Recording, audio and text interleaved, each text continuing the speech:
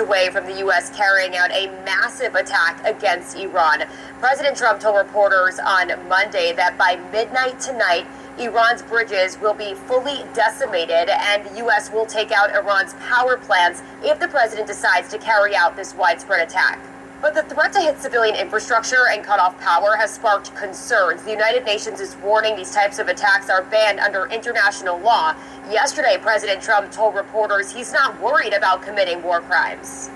เอาคือยิ้มออกได้เนาะ ทางเว้าทางยิ้มไปมีความสุขแท้เด้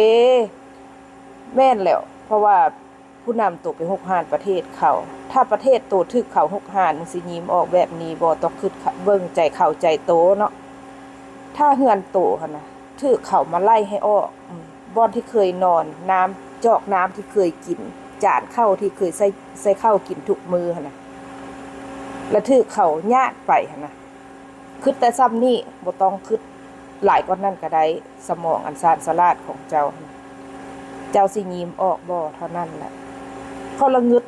เฮ็ดได้แล้วว่าเป็นอันนี้ทางเว้าไปยิ้มไปจักแม่นบ่มีมนุษยธรรมคักหยังล่ะคือว่าหั่นแหละเนาะถึกเลี้ยงด้วยนมสัตว์ข้าวก็กินแต่แบบว่าจานใส่อันนั้นหั่นก็ใส่อีหยังก็เป็นจานเจียหั่นก็ซะนั้นมันบ่รู้สึกหยังโอ้เว้ามาละเมื่อยเด้